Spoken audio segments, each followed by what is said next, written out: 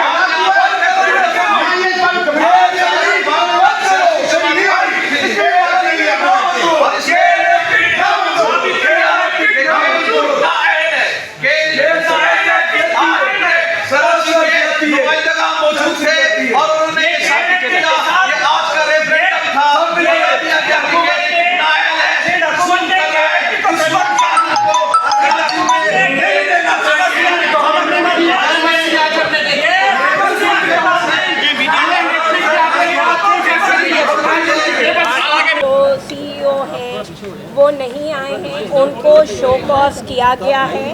और दूसरा जो है वो नेशनल इस्लामाबाद से जो इनका रेगुलेटरी नेपरा के चेयरमैन साहब को पाबंद किया गया है कि वो अगली बार आए, क्योंकि जो नेपरा के रूल्स हैं वो कहते हैं कि ये कंपनीज लोड शेडिंग कर ही नहीं सकती।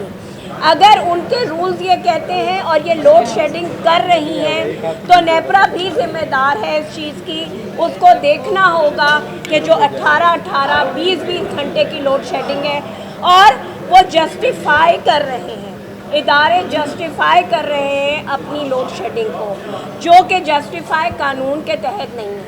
आज हमने इन सबको तंबीह की है कि अपना प्लान लेकर आए 10 दिन के अंदर, जो कि इलेक्ट्रिक का अंदर रवैया था जब वो कह रहे हैं कि कराची की 34 से 3500 मेगावाट बिजली की ज़रूरत है और 3000 बिजली हमारे पास है, तो फिर ना समझ आने वाली बात है कि कराची के जिन इलाकों में 16-12 घंटे आप लोड शेडिंग कर रहे हैं। तो ये असेंबली, ये मीटिंग गुफ्तन वस्खाख्तन बिल्कुल नहीं थी। स्पीकर सिंध असेंबली इसके कस्टोडियन है इस कमेटी के, और हम वही करेंगे जो सबसे आज ये रेजोल्यूशन पे बात थोड़ी थी, इसकी कमेटी बनी हुई है, मुहर साथ खड़े हैं, लेकिन आज सिंध हुकूमत की बेबसी हमने देखी। ओपोजिशन के MPs के साथ हम यहाँ बेबस थे ऐसा लग रहा है, और इजलास के अंदर आज MPs को, सिंध हुकूमत को CO के इलेक्ट्रिक थप्पड़ मार के गया ये। अगर ये महसूस करे इसको थप्पड़ को, इस चमाटे की शिद्दत को महसूस करे तो या तो ये आज के इलेक्ट्रिक के दफातर को बंद करने का ऑर्डर करें, उसको गिरफ्तार करने का ऑर्डर करें। मैं कहता हूँ कि सीईओ के इलेक्ट्रिक को आज ही गिरफ्तार किया जाए। उसने ये सीईओ ने सिंध हुकूमत के और हमारे एमपीएस के जो हकूक़ हैं, इस्तेहकाक को मजरूह किया है, प्रिविलेज को हर्ट किया है। मैं गिरफ्तारी का मुतालबा करता हूँ। और अगर ये काम नहीं करती है सिंध हुकूमत, और ये नहीं करेगी, इसलिए मैं कहता हूँ कि सिंध हुकूमत के इलेक्ट्रिक की सहूलतकार है। जिस तरह से इजलास ख़त्म हुआ है भोंडे तरीके से, लोग बात करते रहे 4 घंटे तक और उसने 4 मिनट का जवाब दिया और 4 मिनट के जवाब के बाद उठा है और चला गया। चेयरमैन को हम कहते रहे कि इसको उठने नहीं दे, वो उठ के चला गया।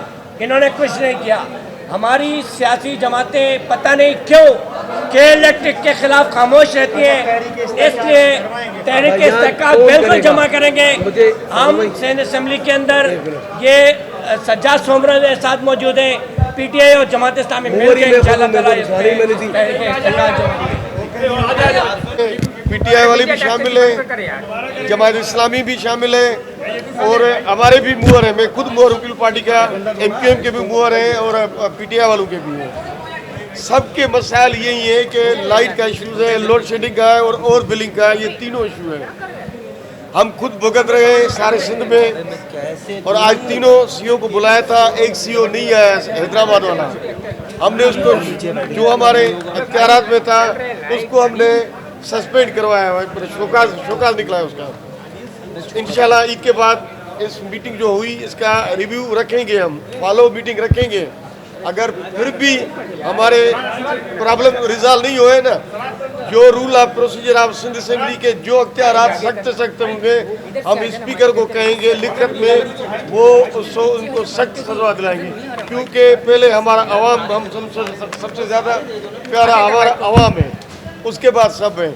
और इंशाल्लाह नहीं करेंगे, स्पीकर को कह के हम उनको सबको मोटिव कराएंगे। अच्छा, चाहे उसका ताल्लुक किसी भी सियासी जमात से हो, वो सब जो है अपना कंसर्न शो करते थे। इसी वजह से पार्लिमान में सूबाई असम्बली सिंध में स्पीकर साहब ने जो है वो एक कमेटी की फॉर्मेशन की और उसका बुनियादी मकसद सिर्फ इतना सा था कि सिंध की आवाम कराची से लेकर कश्मीर तक जो मसले फेस कर रही है due to electricity load shedding, और उसमें फोर्स लोड शेडिंग है, अनअनाउंस लोड शेडिंग है, उन सब पे कोई ना कोई एक तो खातिर खा कोई हल निकाला जाए। और अगर हल नहीं निकल रहा, लोग परेशान हैं, उनकी दादरसी की जाए।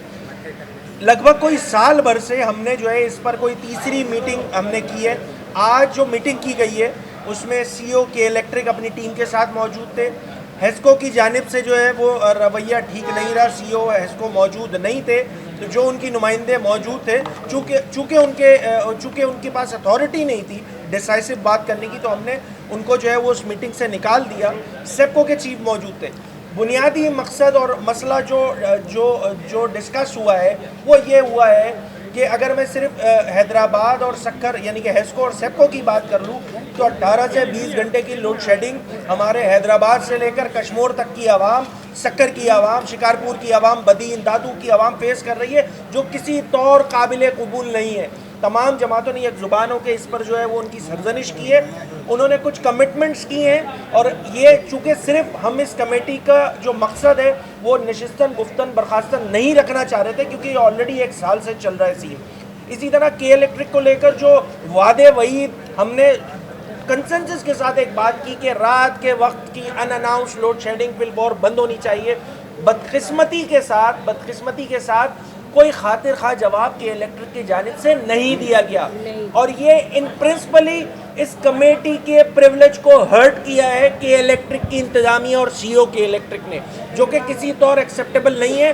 Rules of procedure of provincial assembly of Sindh मौजूद है और उसमें प्रिविलेज ब्रीच का जो भी कानून जो मौजूद है उसमें सख्त से सख्त सज़ा इंशाअल्लाह हम जो 10 दिन के बाद जो फॉलोअप की मीटिंग होगी उसमें, चूँकि जितने भी नुमाइंदे, चाहे उसका ताल्लुक पीपल्स पार्टी से हो, चाहे उसका ताल्लुक पीटीआई से हो, जमात इस्लामी से हो, मुत्तहिदा कौमी मूवमेंट पाकिस्तान से हो, यकीन जाने जिस अंदाज से के इलेक्ट्रिक ने जो जवाबात दिए हैं वो बिल्कुल उसी तरह का रवैया था जिस तरह आवाम के साथ वो रवैया रखते हैं। ये एक अफसोसनाक बात है।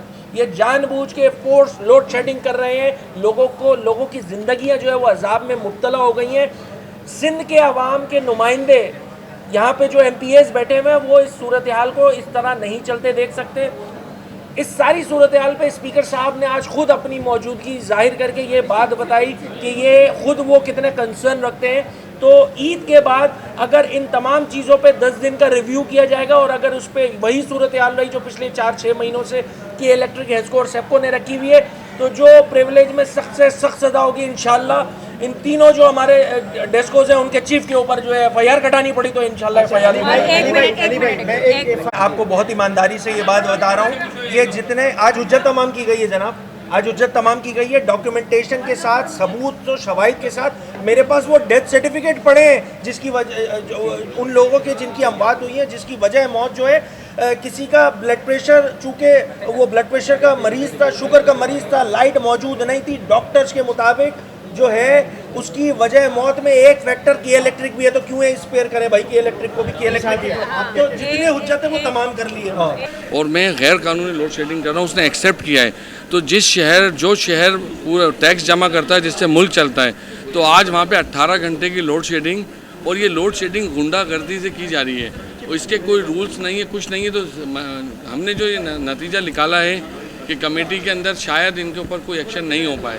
ये मीटिंग थी मगर लोड शेडिंग का कोई हल नज़र नहीं आ रहा। अगर कोई किसी एरिया में कोई शख्स चोरी करता है या बिल पे नहीं करता है, तो लेकिन जो लोग बिल पे कर रहे हैं या पूरा बिल दे रहे हैं, उनकी भी लोड शेडिंग की जा रही है। तो उसके हवाले से भी इनसे बात पुरस हुई और उनको कहा है कि आज आप अंडरटेकिंग लिख के जाएंगे, अंडरटेकिंग आप लिख के दें कि दोबारा जो एरिया बिल पूरा पे कर रहा है या जो घर बिल पे कर रहा है उसकी आप लोड शेडिंग नहीं करेंगे। अगर आप करेंगे तो आपके खिलाफ कानूनी कार्रवाई होगी।